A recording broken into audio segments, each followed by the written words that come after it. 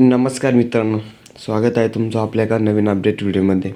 मित्रांनो, जसं ज्या दिवशी बकासूर म्हणजेच चिपळूणमध्ये कृषी प्रदर्शनाला गेला तो म्हणजे 6 जानेवारी 2026 रोजी. मित्रांनो, त्याचनंतर लगेच दुसऱ्या दिवशी 600 किलोमीटरचा प्रवास पार करून बकासूर करामाई केसरीच्या मैदानासाठी आला मित्रांनो. आणि मित्रांनो, या करामाई केसरीच्या मैदानामध्ये घरचीच गाडी गटाला टॉप स्पीड लागला आणि गटपास झाली मित्रांनो.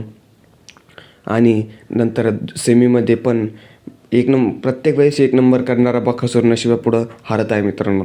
तो म्हणजे प्रत्येक 2026च्या प्रत्येक मैदानामध्ये बकासूरला कडाचा सामना करावा लागत आहे आणि कड लागलं की बकासूरची सेमीला हार होत आहे मित्रांनो. त्या मैदानामध्ये घरच्या साजाची सेमीला हार झाली आणि त्यानंतर लगेच 2 दिवसांनी 9 जानेवारीला बकासूर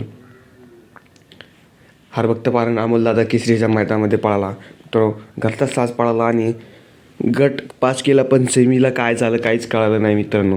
त्यानंतर मित्रांनो, आता बकासूर कोणत्या मैदानामध्ये पळणार तर मित्रांनो, बकासूर जे अखिल भारतीय बैलगाडी संघटना महाराष्ट्र राज्य जे हनुमान केसरी ओपन मैदान गणेश जयंतीनिमित्त आयोजित भव्यदिव्य बैलगाडा शर्यत मित्रांनो, हे मैदान रविवार 11 जानेवारी 2026 रोजी वाघजाई मंदिरामागे कॉलेज शेजारी भोर जिल्हा पुणे येथे मैदान पार पडणार आहे. आणि मित्रांनो, या मैदानामध्ये आपल्या सर्वांचा लाडका बकासूर पळणार की नाही तर मित्रांनो, या मैदानात 100% आपल्याला बकासूर पळताना दिसणार आहे मित्रांनो.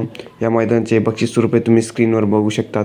81,000 रुपये, 61,000, 41, 31, 21,000, 15,000, 10,000 आणि 7,000.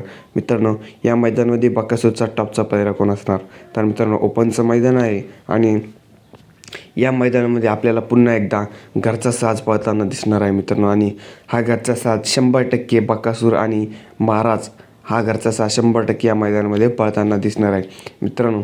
या बकासूरला शुभेच्छा देऊ की फायनलला पात्र व्हा. धन्यवाद.